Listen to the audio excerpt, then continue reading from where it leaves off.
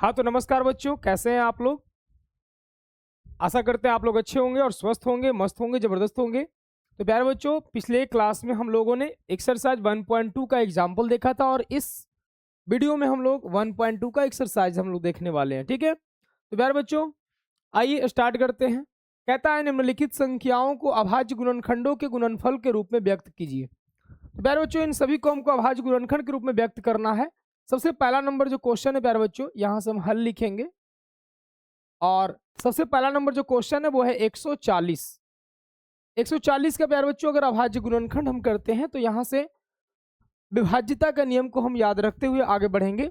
और विभाज्यता का नियम कहता है कि जिस संख्या की इकाई स्थान में 0, 2, 4, 6, 8 हो, वह संख्या 2 से पूरा पूरा कट जाता है। तो प्यारे बच्चों, हम यहाँ से अगर 2 से लगाते हैं तो 2 सत्ते 14, 70 बार में कटेगा। फिर 2 से यहाँ से डिवाइड हो जाएगा, 35 दूनी का 70।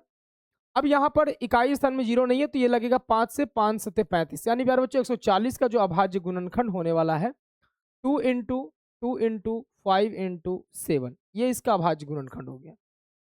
इसी प्रकार से प्यारे बच्चों अगर 156 का अभाज्य गुणनखंड करते हैं तो ये इकाई स्थान पर 6 है, 2 से डिवाइड हो जाएगा, 2 सत्ते 14, 2 अठे 16, 2 से 2 तिया 6, 2 नमा 18। अब यहाँ पे 3 से ये डिवाइड होगा। 3 का विभाज्यता का नियम कहता है कि जिस संख्या के इकाई स्थान में जिस संख्या का सभी अंकों का योगफल यदि 3 का गुणज प्राप्त होता है तो वह संख्या 3 से विभाज्य हो जाती है। तो 9 3 12 हो रहा है, यहाँ से 3 एकम 3, 3 तिया 9। ये यहाँ पे इसका 156 का अभाज्य गुणनखंड आ गया, 2 इंटू 2 इंटू 3 इंटू 13।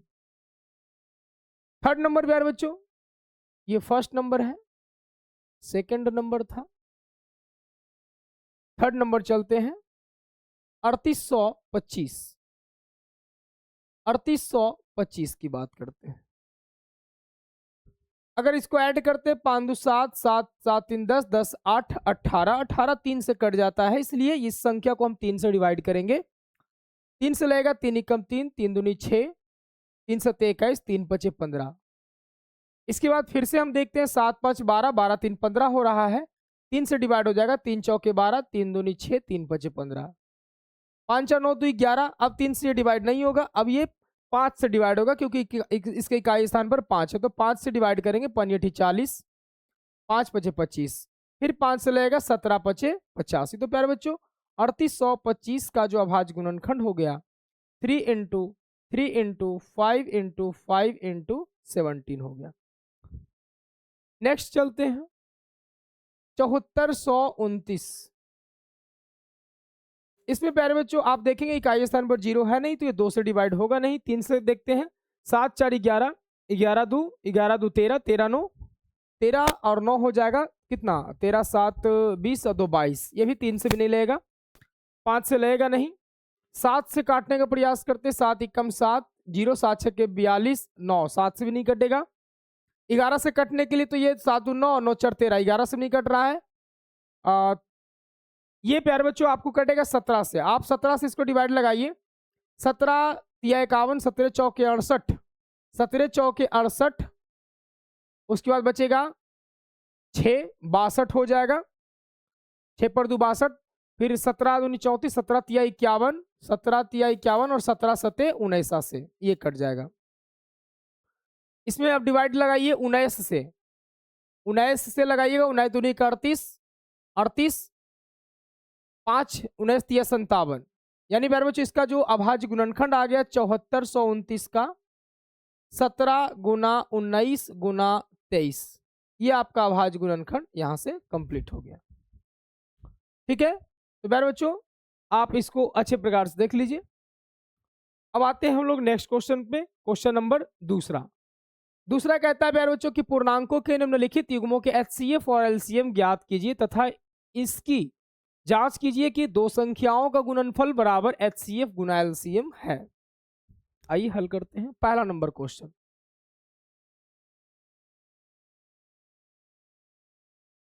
पहला नंबर क्वेश्चन है प्यारे बच्चों 26 और 91 का। तो हम इसकी सबसे पहले जो है LCM और HCF ज्ञात करने के लिए प्यारे बच्चों हम अभाज्य गुणनखंड निकालेंगे और अभाज्य गुणनखंड के द्वारा एलसीएम और एचसीएफ निकालना हम लोग सीख चुके हैं पिछले क्लास में। तो 26 का यदि आप अभाज्य गुणनखंड निकालते हैं तो 2 से 13 दूनी 26, बस इतना ही लगेगा।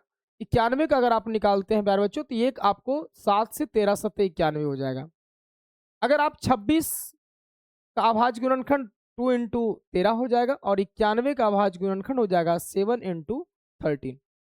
आप एचसीएफ और एलसीएम की बात करते हैं तो एचसीएफ वही होगा जो दोनों में शामिल हो। एचसीएफ वही होगा प्यारे बच्चों जो दोनों में क्या हो, शामिल हो। ये आपका हो गया एचसीएफ,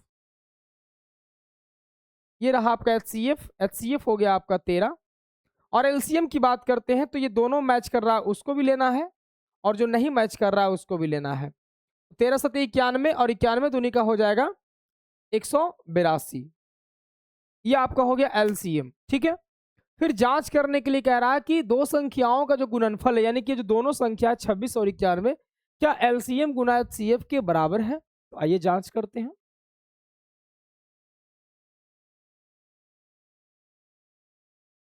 अगर हम जांच यहां पे करें, जांच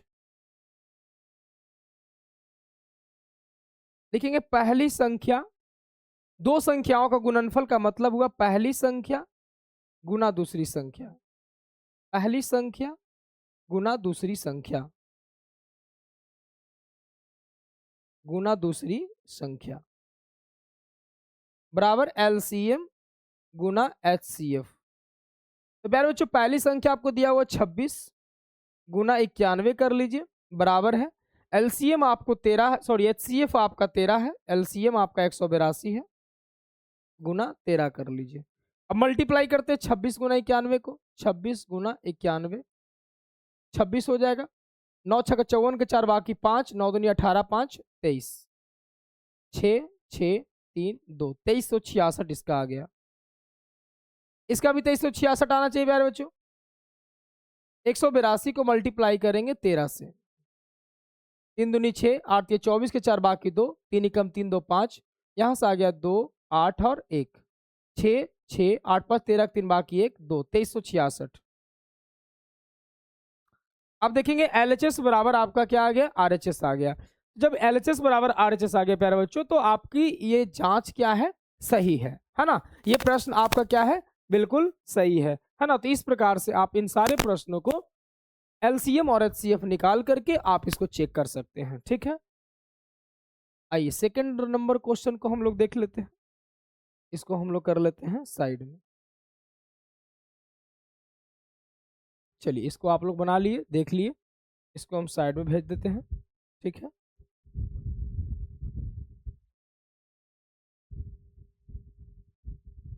ये चला गया ये साइड में। अब यहां से हम एक लाइनिंग ले लेते हैं।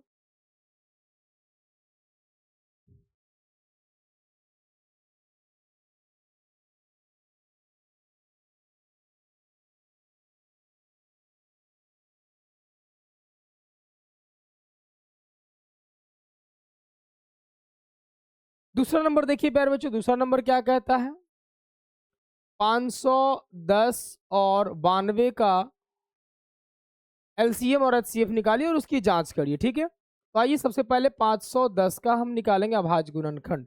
2 से डिवाइड होगा, 2 दूनी का 4, 2 पचे 10, 2 पचे 10, फिर 5 5 10 दोबारा हो गया, 3 से लगेगा, 3 8 24 और 3 पचे 15, 5 से लगेगा 17 पचे 85। उसके बाद 92 का देखेंगे प्यारे बच्चों, 92 का अभाज्य गुणनखंड। 2 से 2 चौ 8, 2 छः का 12, 2 से 23 दूनी का 46, ये आपका इतना ही तक अब आगे नहीं लेगा। तो 510 का जो यहाँ पर आया अभाज्य गुणनखंड, नोट करेंगे मेंशन यहाँ पर 2 इंटू 3 इंटू 5 इंटू 17। 92 का आप देखेंगे यहाँ से तो 92 का हो जाएगा 2 इंटू 2 इंटू 23। आप सबसे पहले एलसीएम और एचसीएफ की बात करते हैं। सबसे पहले आप देखिए एचसीएफ और एचसीएफ के बाद आप यहाँ पे एलसीएम निकालेंगे। एचसीएफ देखेंगे प्यारे बच्चों, ये आपका जो है दोनों मैच कर रहा है और कोई इसमें दोनों मैच नहीं कर रहा है, तो आपका जो एचसीएफ आएगा वो आ जाएगा 2। एलसीएम की बात करते हैं तो एलसीएम में प्यारे बच्चों आपको हमने बताया है कि जो दोनों में शामिल हो उसको तो लेना ही है, जो नहीं शामिल हो सबको मल्टीप्लाई कर दीजिए। 3 इंटू 5 इंटू 17 इंटू 2 इंटू 23। तो यहाँ से आपका जो आंसर आ जाएगा वो आंसर आपको आ जाएगा 5 तिया 15, 15 दूनी का 30, 30 और 17 तिया 30 दूनी का 60, 30 दूनी का 60 हो जाएगा और 17 छक्का 17 50, 17 छक्का दो तल से, यानी कि 102 पर एक जीरो हो जाएगा और 23 से हम मल्टीप्लाई कर देते हैं। जीरो 3 दूनी 6, जीरो 3, जीरो 2 दूनी 4, जीरो 2, जीरो 6 4 3 2, 23,460, 23,460 ये आपका आ गया, एलसीएम आ गया। ठीक है, अब जांच करना है तो आइए जांच कर लेते हैं, जांच भी हम लोग कर लेते हैं।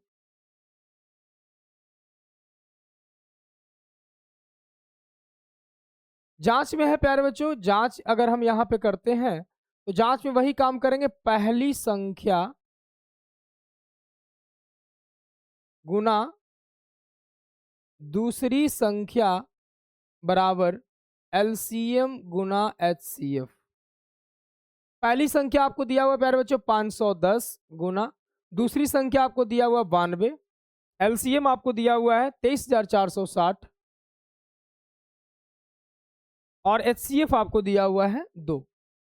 आप इसको मल्टीप्लाई कर लो, 510 को आप 92 से मल्टीप्लाई करेंगे तो 0 2 10 0 9 45 0 2 9 6 4, 46,920, 46,920 ये आपका आ गया। यहाँ पे 23 इससे मल्टीप्लाई करते हैं तो ये 0, 6 दूनी 12 के 2 बाकी 1, 4 दूनी 8 1 9, 3 दूनी 6 2, सॉरी 2 दूनी 4, ये आपका आ गया 46,920, यानी कि एलएचएस आरएचएस दोनों बराबर आ गया। इसका मतलब है कि आपका पहली संख्या गुना दूसरी संख्या बराबर एलसीएम गुना एचसीएफ, ये आपकी जांच सही है और एलसीएम और एचसीएफ भी आपका सही है। ठीक है, तो ये रहा आपकी जांच यहां पे। ठीक है प्यारे बच्चों, यहां तक ठीक है, आगे बढ़ते हैं। अगला आपका दिया हुआ है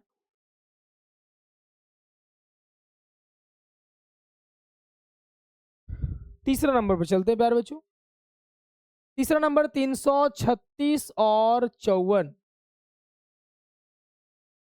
336 का हम निकालेंगे अभाज्य गुणनखंड,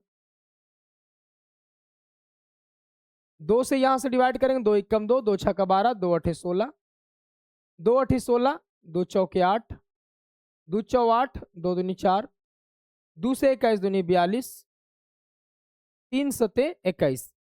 अब ये डिवाइड नहीं होगा, आगे बढ़ते हैं 54 में। 2 से 27 दूनी 54, 3 नमा 27 और 3 तिया 9। 336 का आप अगर देखिएगा यहां से गुणनखंड तो 1 4 गो, 2 3 4, उसके बाद 3 इंटू 7। 54 का आप देखेंगे तो यहां से आ जाएगा आपका 3 इंटू 3 इंटू सॉरी 2 है, 2 इंटू 3 इंटू 3 इंटू 3 हो जाएगा। 2 यहां से ये कॉमन हो गया, ये भी 3 आपका एक कॉमन में है। ठीक है, तो आपका प्यारे बच्चों यहाँ से एचसीएफ जो आ जाएगा वो आपको 2 इंटू 3 यानी कि 6 आ गया। और एलसीएम की बात करते हैं तो एलसीएम प्यारे बच्चों आपका ये 6 तो हो ही जाएगा, उसके बाद मल्टीप्लाई में करेंगे, ये 2 दूनी 4 दूनी 8, 8 सते 56, यहाँ से 56 इसको हम ले लिए, 3 तिया 9 ये आ जाएगा।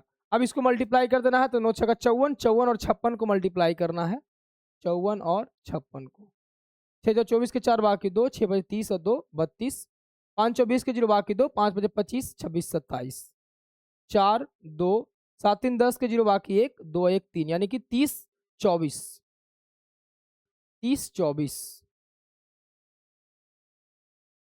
अब इसकी क्या कर देना है, जांच कर देना है। जांच का प्रोसेस बस यही रहेगा, कुछ भी चेंजिंग नहीं हुआ प्यारे बच्चों।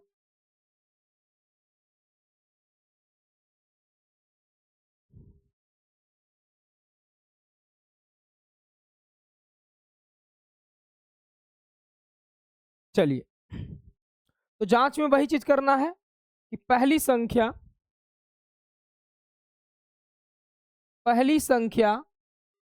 गुना दूसरी संख्या बराबर एलसीएम गुना एचसीएफ। पहली संख्या आपको दिया हुआ है 336 गुना दूसरी संख्या आपका दिया हुआ है 54 बराबर यहाँ पर आपका एलसीएम है 324 गुना में 6। 336 को 54 से मल्टीप्लाई कीजिए। 336 को 54 से मल्टीप्लाई करना है। 6 4 24 के 4 बाकी 2, 4 3 12 2 14 के 4 बाकी 1, 4 3 12 1 13, 6 पे 30 के 0 बाकी 3, 5 3 15 3 18 का 8 बाकी 1, 5 3 15 1 16, 4 4 8 3 11 के बाकी 1, 6 1 7 1 8 1 18,144 18,144 बराबर। यहाँ देख लीजिए यहाँ पर क्या आता है, आना चाहिए यही।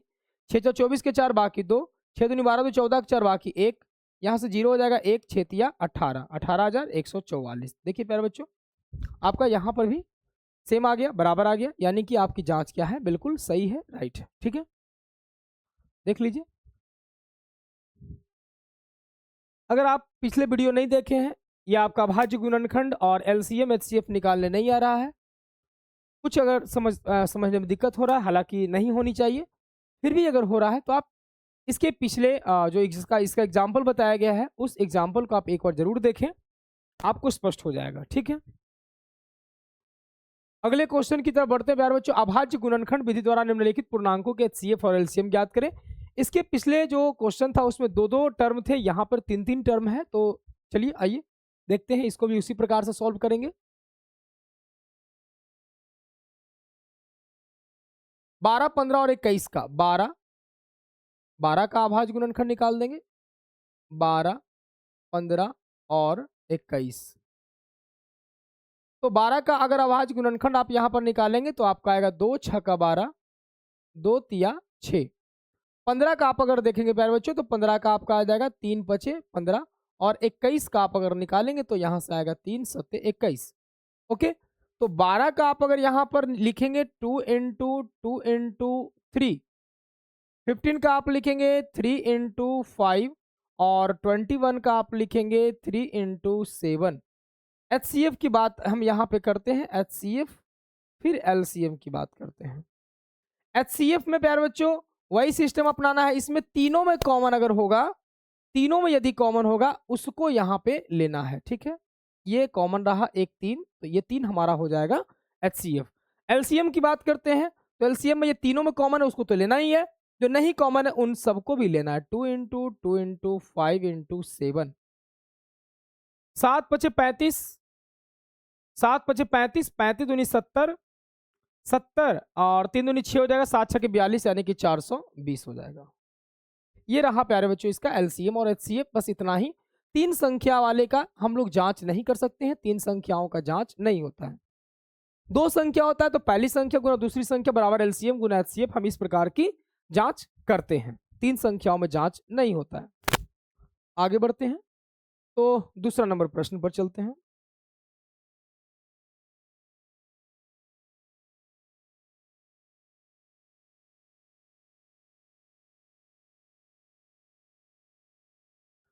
देखिए दूसरा नंबर प्रश्न कहता है 17 23 और 29 का एलसीएम और एचसीएफ ज्ञात करिए। तो प्यारे बच्चों आपको पता है कि 17 अभाज्य गुणनखंड, 17 अभाज्य संख्या है, 23वीं अभाज्य संख्या, 29वीं अभाज्य संख्या है। तो इसकी अभाज्य संख्या का जो एचसीएफ होगा प्यारे बच्चों, एचसीएफ तो इसका 1 हो जाएगा क्योंकि इसमें कोई कॉमन होगा ही नहीं। तो जिसमें कोई कॉमन नहीं होता उसका कॉमन क्या होता है, 1 होता है। तो इसका एचसीएफ 1 हो जाएगा। और एलसीएम की बात करें तो एलसीएम जो इसका आएगा वो इसी का गुणनफल हो जाएगा, 17 गुना 23 गुना 29, इसी का गुणनफल इसका एलसीएम हो जाएगा। तो आप मल्टीप्लाई कर लो, 17 को मल्टीप्लाई करेंगे 29 से, 7 तिया 21 के 1 बाकी 2, 3 3 2 5, 7 दूनी 14 अक्षर बाकी 1, 2 एकम 2 और 1 3, 1 9 3। 391 को 29 से मल्टीप्लाई करेंगे, 9 9 9 81 के 1 बाकी 8, 9 तिया 27, 27 और 8 35, 2 एकम 2, 9 दूनी 18 का बाकी 1, 3 दूनी 6 और 1 7, 9 3 8 5 13 3 बाकी 1, 7 3 10 11, 11,339, 11,339 इसका आ जाएगा एलसीएम आ जाएगा।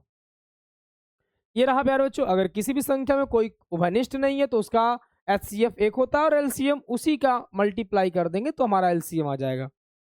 इसी प्रकार से थर्ड नंबर का जो प्रश्न है, थर्ड नंबर को भी हम लोग सॉल्व करते हैं। बहुत ही आसानी से आपका थर्ड नंबर भी सॉल्व हो जाएगा।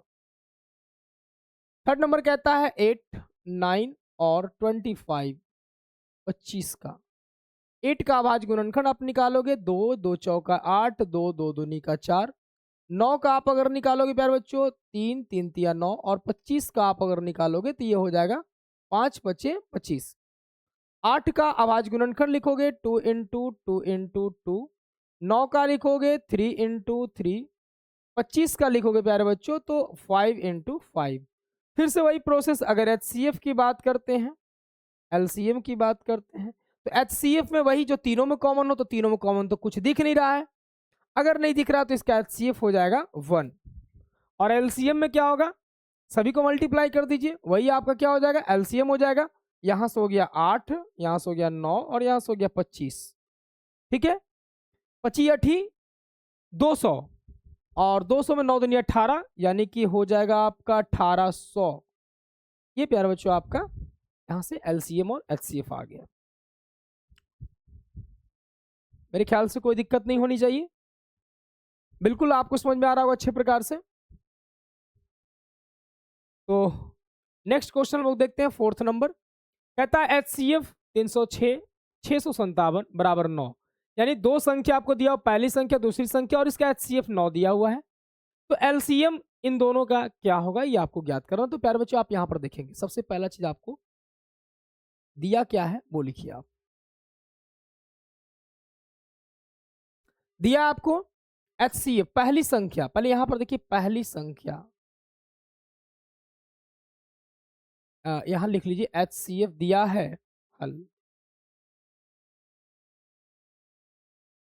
दिया है HCF of 306 and 657 is equal to 9। तो यही से हमको निकल के आ गया पहली संख्या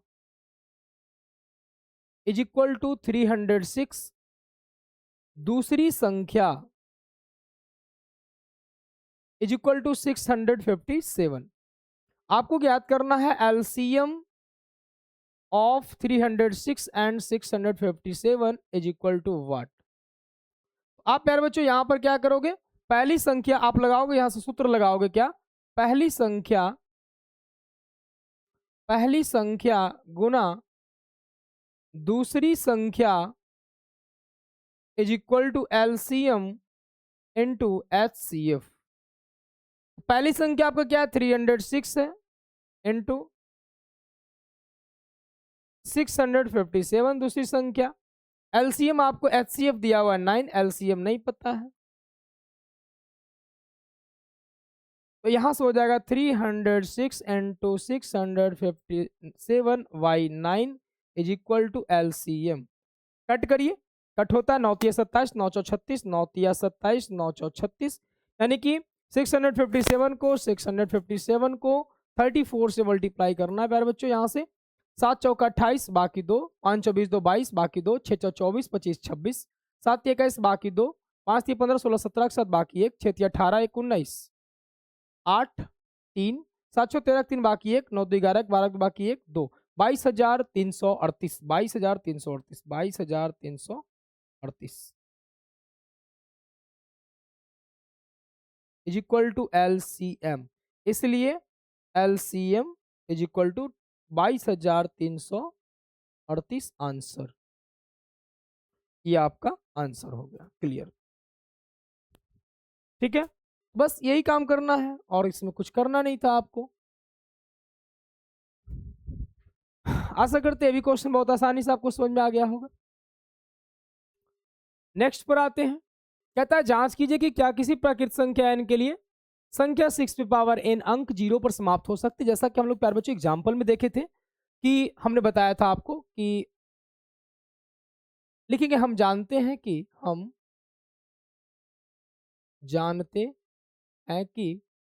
किसी संख्या पर घात n हो, किसी संख्या पे घात n हो, हम जानते हैं कि किसी संख्या पर घात n हो और उसका इकाई अंक 0 पर समाप्त 0 पर समाप्त तभी होगा जब उस संख्या के गुणनफल में 1 2 और 1 5 हो, 5 होगा। यहां 6 पे पावर n है और 6 का गुणनखंड अगर आप तोड़ेंगे तो आपको मिलेगा 2 इंटू 3। यहां पे 5 नहीं है, अतः हम कहेंगे अतः यहां 5 नहीं है, इसलिए 6 पे पावर n का 6 पे पावर n अंक 6 पे पावर n अंक 0 पर समाप्त नहीं हो सकता है, 0 पर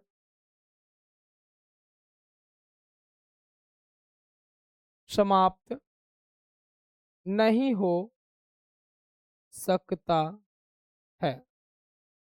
ये रहा आपका आंसर। क्लियर है?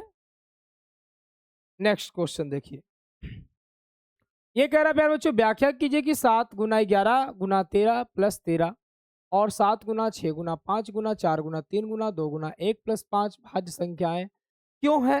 आइए भाज्य संख्या क्यों है हम बताते हैं। सबसे पहले आप भाज्य संख्या का डेफिनेशन जानो। भाज्य संख्या कहते किसको है? भाज्य संख्या कहते हैं प्यारे बच्चों की वैसी संख्या जिसका गुणनफल 3 या 3 से अधिक हो, उसे हम भाज्य संख्या कहते हैं। अगर दूसरी डेफिनेशन हम लोग देखें तो कहेंगे कि वैसी संख्या जिसका जो एक और स्वयं के साथ साथ अन्य संख्या से भी विभाजित होती है, उसे हम कहते हैं भाज्य संख्या। आप देखेंगे यहां पे 7 इंटू 11 इंटू 13 प्लस 13, एक टर्म आपका इधर है, एक टर्म इधर है। आप अगर इसको 13 को अगर कॉमन ले लेंगे तो प्यारे बच्चों यहां पर 7 प्लस गुना 11 गुना प्लस 1 बचेगा, 13 गुना 7 यहां पे अगर करेंगे 13 इंटू में 11 7 77, 77 प्लस 1 78 हो जाएगा, 78, यानी कि 13 गुना 78 हो गया। 13 गुना 78 आपका यहां पे दो संख्या आ रहा है, दो ऐसी संख्या आ रहा है जो इस संख्या को क्या कर रहा है, विभाजित कर रहा है। एक से भी कट रहा है, फिर यह संख्या स्वयं से तो कटेगी ही, उसके अलावा भी अन्य दो संख्याओं से भी कट रहा है, तो ये संख्या भाज्य संख्या है ना। आप अगर 78 को तोड़ेंगे तो और भी ये टूटेगा, तो हम कह सकते हैं यहां पर ये संख्या क्या है, भाज्य संख्या है। उसके बाद इसका भी देख लेते हैं, 7 into 6 into 5 into 4 into 3 into 2 into 1 plus 5। आप अगर देखेंगे पहले बच्चों 5 कॉमन लिया जा सकता है, 7 into 6 into 4 into 3 into 2 into 1 plus 1 बचेगा यहाँ पे 5 इंटू, इसको मल्टीप्लाई करिएगा आप लोग तो आ जाएगा 7 6 के 42, 4 3 12 दूनी 24, 42 को 24 से मल्टीप्लाई करेंगे, 4 दूनी का 8, 4 चौका 16, 2 दूनी 4, 4 दूनी 8, 8 6 4 10 जीरो बाकी 1, 8 1 9 1 10, यानी कि 1008 प्लस में 1 आ जाएगा प्यारे बच्चों, तो 5 इंटू 1009। यहां पर भी देखेंगे ये संख्या को आप मल्टीप्लाई करेंगे, मल्टीप्लाई करने पर कोई संख्या आएगा वो स्वयं से कटेगी, 1 से भी कट रही है, 5 से भी कट रहा है, 1009 से भी कट रहा है। तो हम यहां कहेंगे कि अतः यह इसका एक के अलावे एक एवं स्वयं के साथ साथ, स्वयं के साथ साथ अन्य गुणनखंड, अन्य गुणनखंड भी है, इसलिए यह भाज्य संख्या है। इसलिए क्या है प्यारे बच्चों? भाज्य संख्या है। ये आप कहोगे, इस प्रकार से स्टेटमेंट लिख देंगे, आपका आंसर यहाँ पे रेडी है। अगला क्वेश्चन पर बढ़ते हैं और अगला क्वेश्चन है आपका प्यारे बच्चों इस प्रकार से यहाँ दिया हुआ, किसी खेल के मैदान के चारों ओर एक वृत्ताकार पथ है। किसी खेल के मैदान के चारों ओर एक वृत्ताकार पथ है। इस मैदान का एक चक्कर लगाने में सोनिया को 18 मिनट लगते हैं, जबकि इसी मैदान का एक चक्कर लगाने में रवि को 12 मिनट लगते हैं। मान लीजिए कि वे दोनों एक ही स्थान और एक ही समय पर चलना प्रारंभ करके एक ही दिशा में चलते हैं। कितने समय बाद वे पुनः प्रारंभिक स्थान पर मिलेंगे? तो प्रारंभिक स्थान पर मिलेंगे ऐसा हमको ज्ञात करने के लिए प्यारे बच्चों हमको दोनों का एलसीएम निकालना होगा, क्योंकि प्रारंभिक स्थान पर मिलने के लिए दोनों एक साथ एक ही स्थान पर मिलेगा। वो संख्या आपको, जब इन दोनों का आप एलसीएम निकालेंगे तो एलसीएम वह संख्या होती है जो इन दोनों संख्याओं से वो कटेगी, यानी जब कटेगी तो वहां पर जाकर के मिलेगा। तो इसके लिए हमें एलसीएम निकालना होगा। इसके लिए हमें 18 और 12 का एलसीएम ज्ञात करना होगा। तो आइए ज्ञात करते हैं 18 और 12 का एलसीएम। 2 नमा 18, 2 छक्का 12, फिर यहाँ से 3 से डिवाइड होगा, 3 तिया 9 और 3 दूनी 6, यही आपका एलसीएम हो गया। 2 इंटू 3 इंटू 3 इंटू 2, 3 दूनी 6 तिया 18, 18 दूनी का 36, यानी प्यारे बच्चों 36 मिनट के बाद, 36 मिनट के बाद ये पुनः प्रारंभिक स्थान पर मिलेंगे। लिखेंगे अतः 36 मिनट के बाद वे दोनों पुनः प्रारंभिक स्थान पर मिलेंगे। यही आपका आंसर हो गया। ठीक है, कोई दिक्कत प्यारे बच्चों? तो एक्सरसाइज 1.2 ये आपका लास्ट क्वेश्चन था, ये समाप्त हो गया। आई होप आपको अच्छे प्रकार से समझ में आया होगा। मैंने अपनी पूरा एफर्ट लगाया आपको समझाने में। तो प्यारे बच्चों, आप अगर किसी प्रकार का इसमें त्रुटि है, मतलब आपको समझने में अगर दिक्कत आया हो, तो आप कमेंट बॉक्स में कमेंट जरूर करें। वीडियो को शेयर जरूर करें प्यारे बच्चों, ताकि हम और आपके लिए बेहतर से बेहतर लेकर के आए। तब तक के लिए बहुत बहुत धन्यवाद। मिलते हैं नेक्स्ट वीडियो में। धन्यवाद।